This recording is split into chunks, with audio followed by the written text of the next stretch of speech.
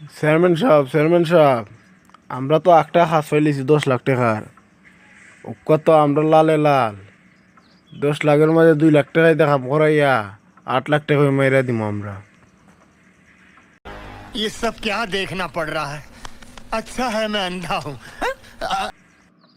বেবাড়ির বাচ্চা, তোরে কইছি সবসময় ইম্পর্টেন্ট হতারেন আমার খানে খানে কইতে। যা তুই গা মসজিদে মাইকিং করে দিয়ে যে ভাই ডাক লাগাইছো एहे रहा नहीं जाता, तड़प ही ऐसी है ना। কেন?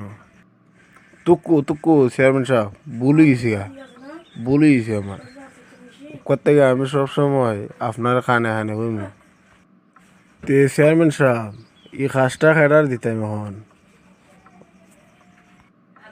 ইরেটি বন্যা আমার স্বাস্থ্য বা আব্বাচ্চারে কইস এর লাগে একটা খাম পাইছি, এই খামটা এর দিলাইস 2 নম্বর কি 3 নম্বর যত নম্বর দা পারে এই খামটা যেন শেষ করে আয়। চেয়ারম্যান সাহেব আপনার বাইরা তানিনো একটা কাজ করাইলাম রাস্তার, এটা যেদিন কাজ করছে এর বাই দিনও এটা গোর গোড়ে ভাঙ্গে ঘুরিয়েছি গা, এরপরে মানছে আমরা লাড়ি লুয়ে দৌড়াইছি।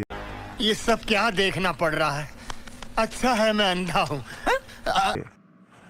না বেড়া ত্রিফোন আমার শাস্তল বাইরে খামটা তখন লাগবো ইয়ালা আছো দানু উর্দুর বুঝে নাই আমার ঘরে ধরে ইলটানি শুরু করে দে এর যে কাম তখন লাগবো।